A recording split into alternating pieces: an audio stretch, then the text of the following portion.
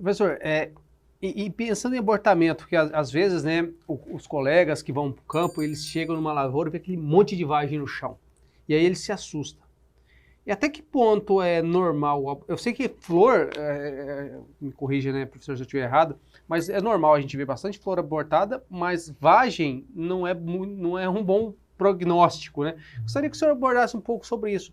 Se a gente está andando na lavoura e está vendo um desses componentes importantes de produção, que é a vagem no chão, quais seriam os principais motivos hoje, né, que o senhor tem andado, tem visto? Por que tem esse abortamento de vagem? Até que ponto é normal e o que seriam os principais motivos disso? Certo. Assim, a gente tem aproximadamente, a gente pode pegar uma soja de 100 sacas e vai ser, até certo ponto, natural que ela aborte 30% das flores, não é? Então isso é relativamente natural. Nos nossos patamares, o objetivo é cada vez mais reduzir esses níveis. Então eu vejo que esse é um percentual. Aí tu fala uma coisa muito interessante, Eduardo, que é o seguinte: quando eu vou para estruturas mais avançadas, isso passa a ser mais preocupante para mim.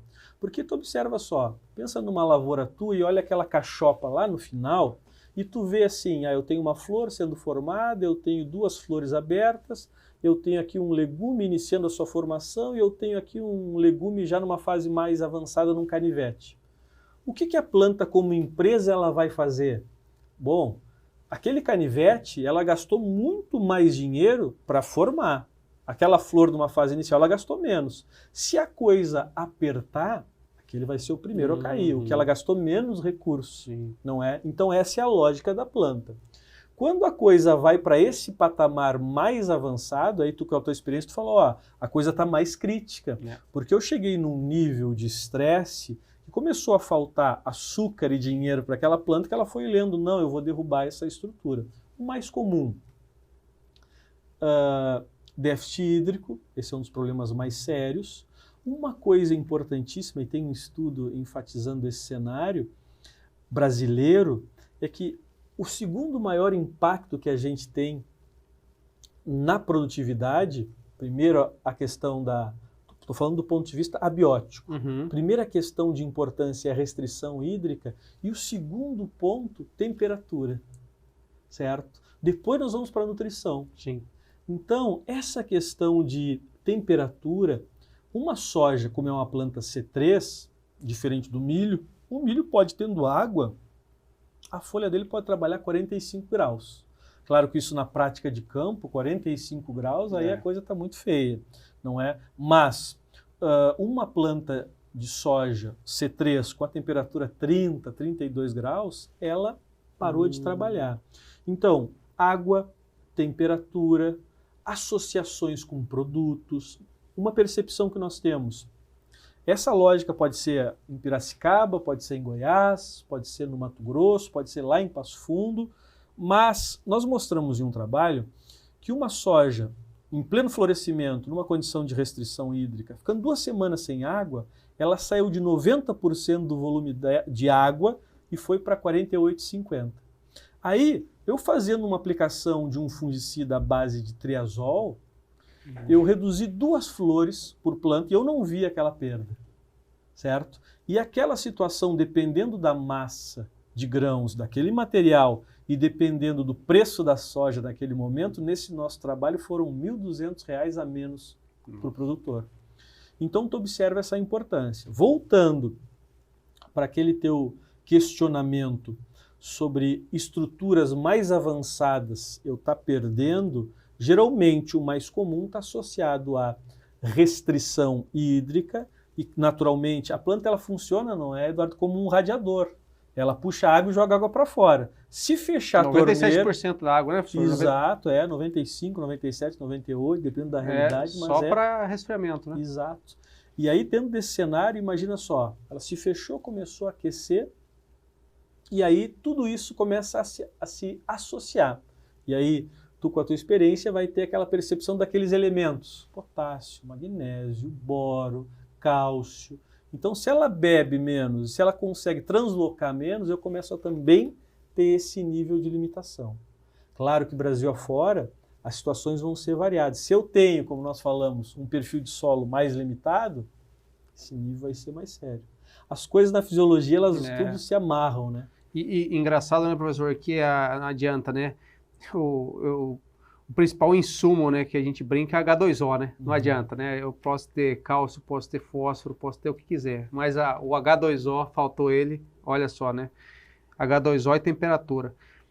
Professor, e aí a gente avançando um pouco mais nos componentes de produção, agora a gente está falando do número de vagens, né? Uma vez a gente tendo esse número de vagens adequado, pegamento de vagens, a gente precisa encher esses grãos, né? E aí, do ponto de vista fisiológico, né, o que impacta nesses grãos? Eu vejo muita gente, às vezes, fazendo avaliações de campo, de experimentação, e eu sempre falo que, pessoal, isso tem mais a ver com genética do que com manejo, que é número de vagens, número de grãos por vagem. Então, mas eu gostaria que o senhor abordasse isso. Até que ponto é possível mexer nesse componente, número de grãos por vagem, mas quais são os principais impactos no enchimento desses grãos, né? O que pode levar a gente a ter um menor enchimento de grão ou fazer com que esse grão não se desenvolva de forma adequada, do ponto de vista de manejo, né? Fisiológico, enfim.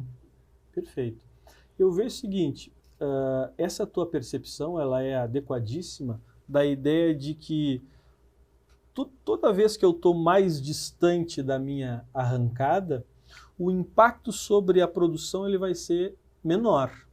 Então, claro que o mais importante nessa nossa conversa é ter planta, o mais importante é ter nó fértil, é formar flor, transformar flor em fruto é o maior impacto. Isso está provado cientificamente que esse é o momento que eu preciso ter mais luz, mais disponibilidade Esse seria o momento chave da soja, professor? Chave. É o segurar a vagem? Isso, a famosa frutificação efetiva.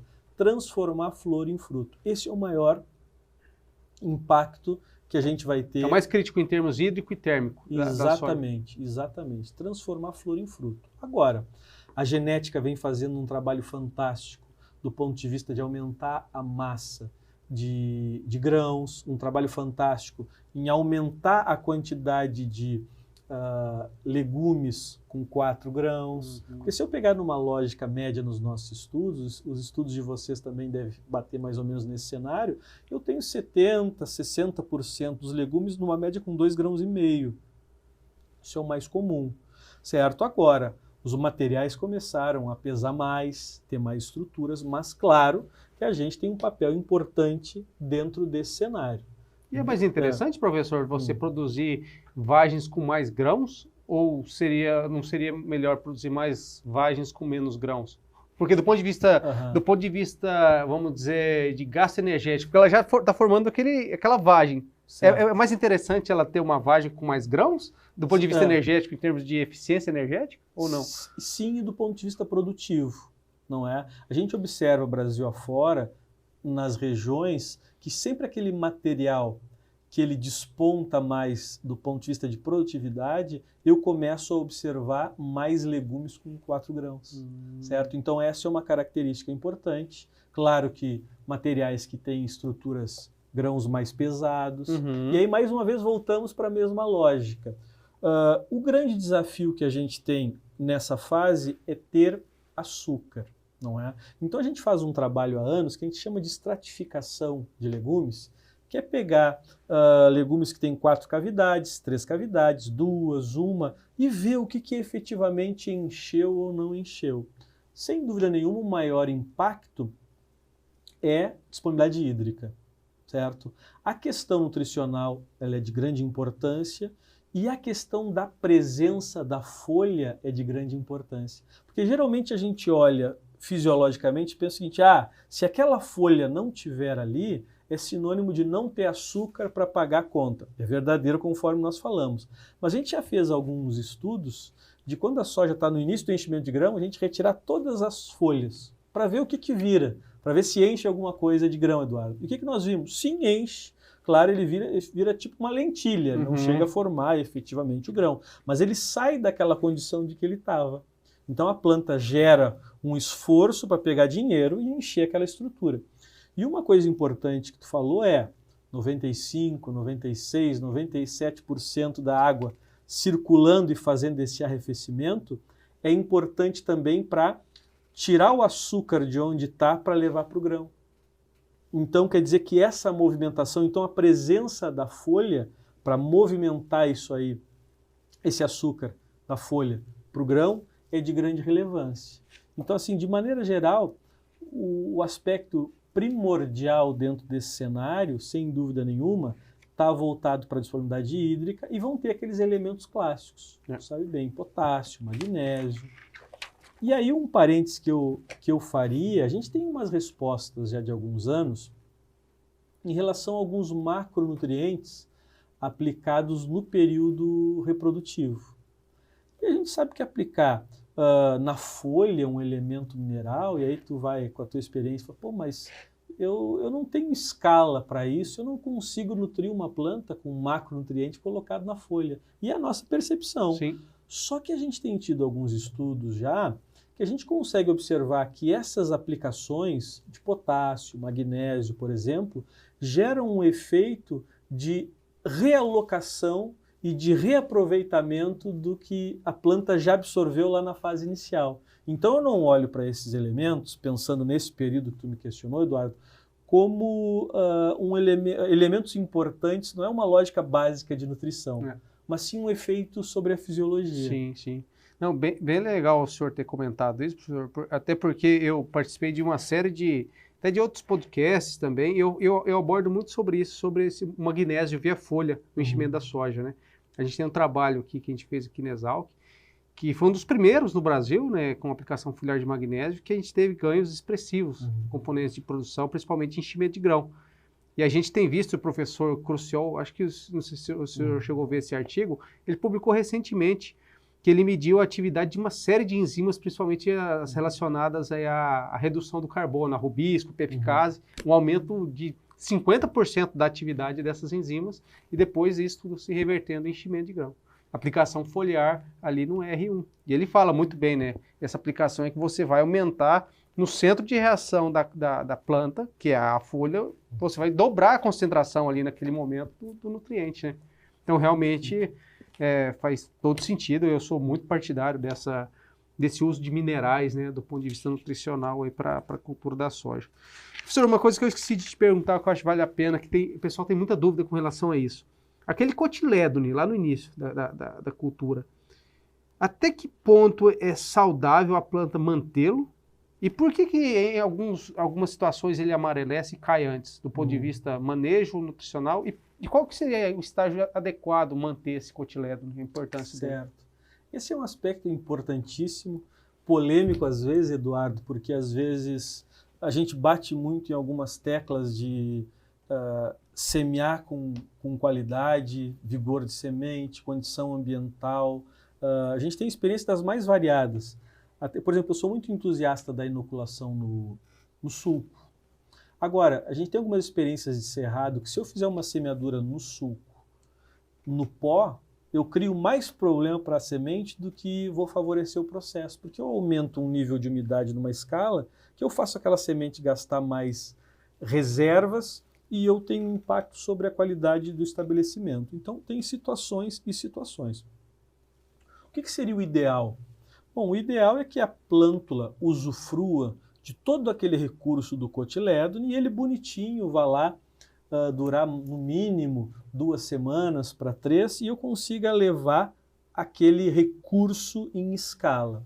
Às vezes eu visito algumas lavouras e tenho perdas muito antecipadas com alguns determinados impactos. Outras situações já não percebi, porque às vezes eu tenho mais fatores envolvidos e a planta tem uma quantidade de vida pela frente e impactos maiores depois nesse cenário. O que eu gostaria de observar? Nós já fizemos trabalhos assim, retirando meio, um cotilédone, em meio, tal, e observando alguns determinados efeitos importantes, sem dúvida nenhuma. Mas eu preciso entender, e eu já observei também esse contexto, que em determinados níveis exagerados de nitrogênio na arrancada da soja, fez com que, lembra daquela ideia, o hormônio antagônico ao hormônio da senescência, que é o etileno, o hormônio antagônico é a citocinina. E a citocinina, a base dela é nitrogenada. Então, se eu aumento o nitrogênio, eu posso gerar esse tipo de efeito até negativo. Então, o ideal é que eu veja com que aqueles cotiledos eles vão senescendo naturalmente e eu estou usufruindo daquele recurso. Eu não quero chegar em V6, como já tive algumas experiências, e ver um cotilétone verde numa determinada escala. Isso é um sinônimo de desbalanço hormonal, não é? Então, dentro desse contexto, 2 para 3 semanas, show de bola e uma lógica natural dessa senescência. Então, essa, sem dúvida, é uma percepção importante. Agora, o que fazer? Dentro desse cenário, eu preciso ter uma semente com 90 de vigor e colocar num solo, num leito de semeadura, numa condição adequada de temperatura e umidade, com essa situação. Nós tivemos uma experiência já no Cerrado de pegar uma semente com 94% de vigor e o produtor semear com 52%. O problema é transporte e armazenagem. Então, eu fechando essas relações de semente protegida, estimulada, uma coisa importante dentro da tua linha de trabalho, segregação de fertilizantes. A gente tem uma experiência comparando adubo complexo com macro e micro no mesmo grânulo e formulações e vendo variações de população. Não sei explicar o detalhe, se é falta de fósforo em algum lugar, se é excesso de potássio em outro, enfim.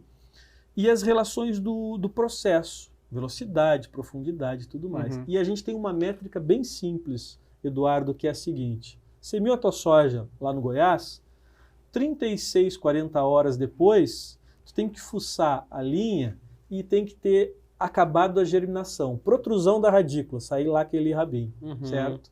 Mas qualquer mais tempo do que isso, de maneira geral, é sinônimo de estragar algum efeito sobre o vigor dessa semente, vigor sobre essa plântula. Esse é um ponto. Segundo aspecto importante, ela tem que colocar a cabeça para fora no máximo 5 dias. A gente tem um estudo, um trabalho de mestrado de um orientado meu, que ele foi marcando plântulas. Emergiu com 5 dias? Marcou. Emergiu com 6, até 14.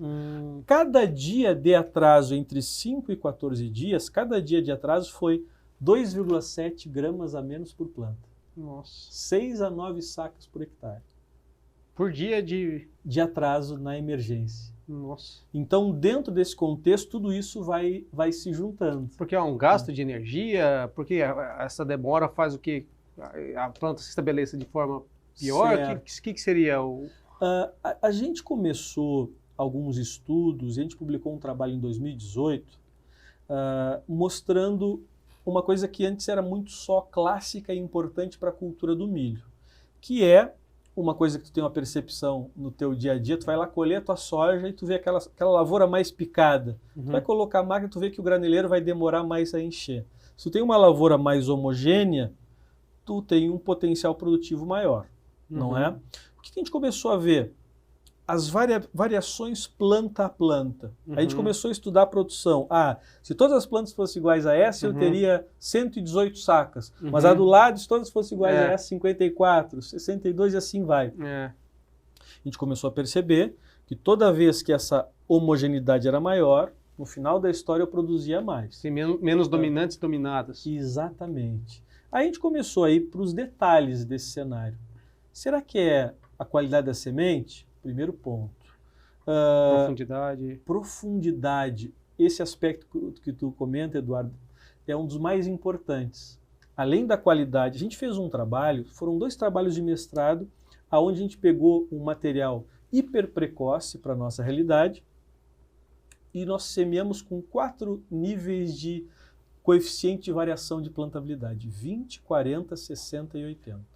Mesma população, semente de alto vigor na mesma profundidade, 4 centímetros. Um aluno só estudou raízes, tirava raiz, colocava no scanner, avaliava. Outro só parte aérea, fotossíntese, produção. Sabe qual foi a conclusão que nós chegamos? Não teve nenhuma variação até com CVs de 80%, com a mesma população, com a mesma profundidade de semente de alto padrão. Agora, o que nos chama muito a atenção, e aí vamos chegar no teu questionamento, é como é fácil estragar uma semente de soja. A gente tem um estudo que a gente mostra que se eu pegar uma semente de soja, colocar 32 graus por 9 dias, com a umidade de 90%, ela sai de 90 de vigor e vai para 48. Nossa. Então, esse estragar, aí a gente começa a perceber na velocidade posterior. Claro que cada semente, cada genótipo vão ter particularidades de onde ela estraga. Vão ter materiais que o problema é em membrana, é no embrião. Então, tem variações do local. E só para ter uma ideia, esse material que a gente estragou e saiu de 90 de vigor e foi para 48, sabe qual era a diferença que tinha de proteína e óleo? Nenhuma. Foram materiais que chegaram a ter diferença de 40 sacas a menos por hectare. Nossa. Mas o problema não estava na quantidade de reservas, mas sim em danos, não é? Em membrana, estresse oxidativo e tinha um determinado impacto. Então, esses níveis de atraso te demonstram esses danos. Cada material com as suas particularidades, mas a coisa está dentro desse cenário. Nossa, muito interessante.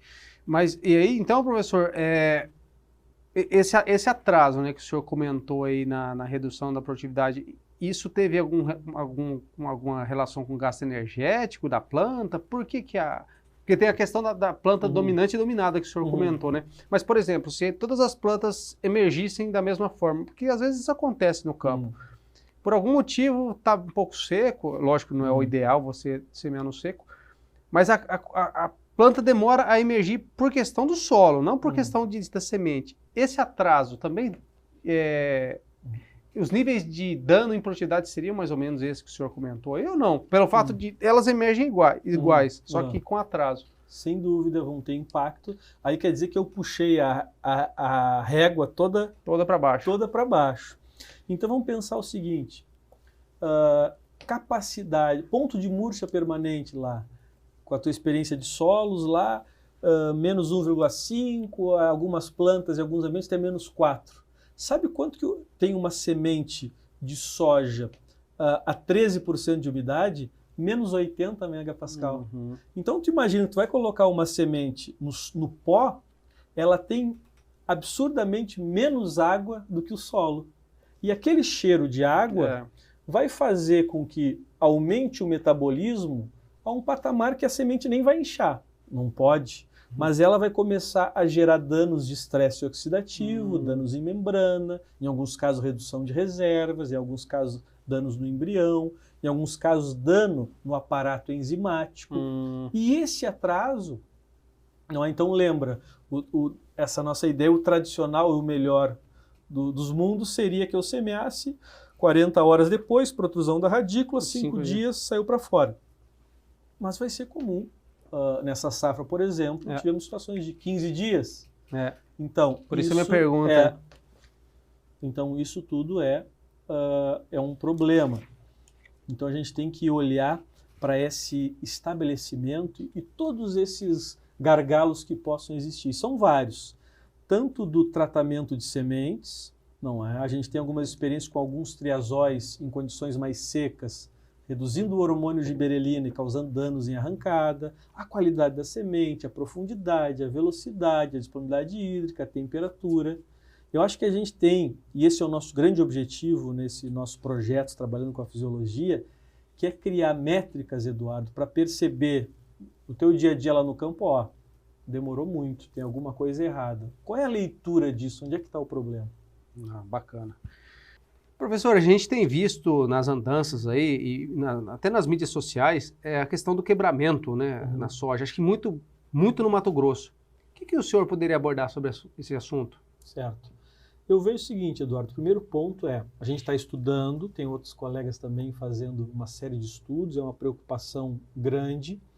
Na safra passada o impacto foi muito maior do que nessa safra, a gente pode ter umas percepções da relação fisiológica disso. Qualquer coisa que a gente fale nesse momento ainda se trata de hipótese. Eu tenho um orientado de doutorado também estudando especificamente essa temática. No ano passado, nós fizemos 22 coletas. Chegava em alguma área, quebrou, aqui não quebrou, coletava.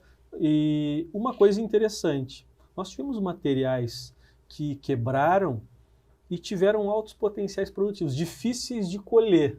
Elas estavam no chão. Então quer dizer que a planta quebra e a vascularização dela não é interrompida, de tal forma que eu coleto folhas para avaliar alguma relação nutricional e não percebo. Eu preciso cortar entre no colo da planta até o V1, esses 3 entrenós aqui para gerar um efeito. Então teve uma área em específico na safra passada onde o miolo da lavoura estava todo no chão e a bordadura estava em pé. Qual era a diferença? A diferença é que a bordadura o produtor semeou 8 dias depois. Tá, e aí? Aí nós começamos a estudar com detalhe, percebemos uma diferença na área que caiu, que quebrou, em relação ao elemento potássio. Não estou dizendo que é esse elemento, mas pode ser ele, pode ser o cobre, pode ser o cálcio, pode ser o boro, relações de estrutura.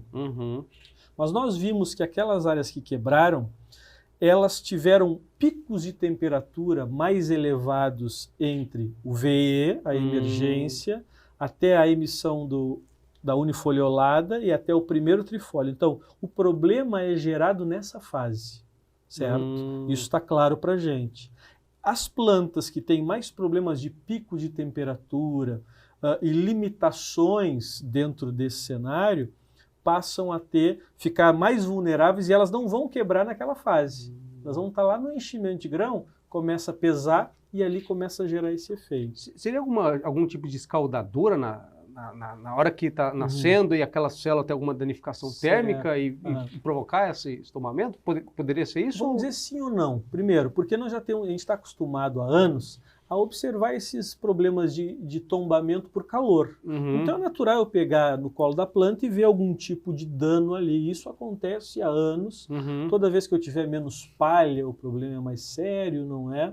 Agora, esses níveis de calor que são gerados e nessas situações de alguma limitação, então basicamente a planta não conseguiu beber água e nutrientes a contento e esse impacto de quantidade de carbono, então a gente está estudando celulose, hemicelulose, lignina nessa parte e observa esse efeito.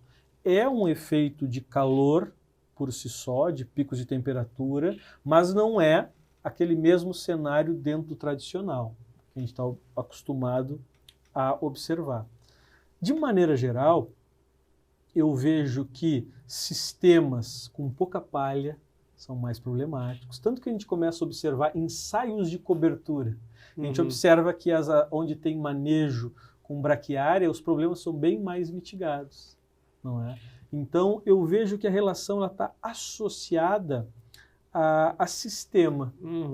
E aí a maneira que a gente avalia o perfil de solo, a gente consegue perceber áreas mais compactadas. Sim, tem interação de genótipo, mas o problema está associado a esse aspecto. Aí às vezes eu falo sobre isso e algum produtor me questiona o seguinte: Geraldo, eu planto esse material há 5 anos, ele está no mercado há 7. Demorou mais 5, 7 anos para ele entrar no mercado. Então eu tenho material de 10, 12, 14 anos, e por que ele passou a quebrar agora, há 2 anos?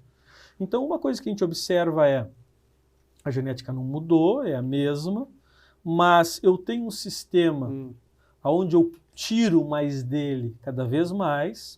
E outra coisa, eu comecei a modificar a época de semeadura e fazer ações mais antecipados. Então, esses 2 fatores me levam a crer e tentar explicar por esse lado por que um material antigo no mercado começa a quebrar de um tempo para cá. Então, a gente tem que aprender muito ainda com isso, mas, Eduardo, essa é uma percepção importante. O sistema está nos mostrando que a gente precisa trabalhar dentro da tua expertise, dentro da tua lógica de perfil, manejo, nutrição e esses cuidados como um todo. A gente coloca essas plântulas numa condição, na fogueira, vamos dizer assim, numa diversidade maior, e ela vai pagar um preço lá na frente. Mas daqui a algum tempo a gente vai se encontrar de novo, a gente vai ter mais informações ainda mais detalhadas nesse cenário. Muito bom.